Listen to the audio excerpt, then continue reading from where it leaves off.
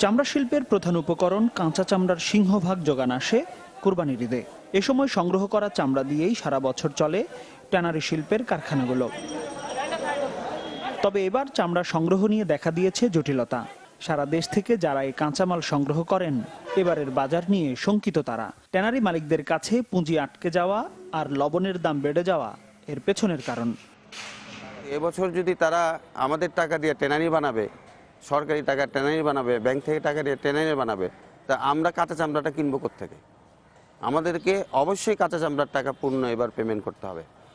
আমরা যারা কাঁচা চামড়ার ব্যবসা করি, আমরা যদি কাঁচা চামড়া কেনা বন্ধ করে দিই তাহলে কিন্তু এক পিস চামড়াও কেউ কিনবে না।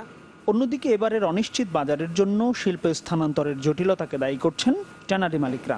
পাশাপাশি বিশ্ববাজারে চামড়া ও চামড়াজাত পণ্যের দাম কমে যাওয়ায় দেশের বাজার প্রভাবিত হবে বলেও জানান তারা।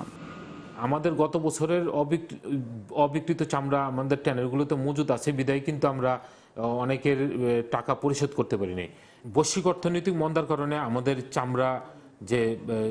চামড়ার যে টার্গেট ধরা হয়েছিল সেখান থেকে কিন্তু আমরা অনেক পিছিয়ে আছি। প্রায় 41% ক্রাস্ট এবং ফিনিশ চামড়া রপ্তানি কম হয়েছে। জাতীয় অর্থনীতির রফতানি খাতে চামড়া ও চামড়াজাত পণ্যের অবস্থান তৃতীয়। কিন্তু সাভারে ট্যানারি স্থানান্তর না হওয়ায় এখন প্রতিদিন 10,000 টাকা জরিমানা দিয়ে ব্যবসা চালাচ্ছেন মালিকরা। সংশ্লিষ্টরা বলছেন এই মৌসুমে বড় ট্যানারিগুলো এ ক্ষতি কিছুটা পোষাতে পারলেও চাপে পড়বে ছোট ট্যানারিগুলো। মাসুম খান, চ্যানেল 24, ঢাকা।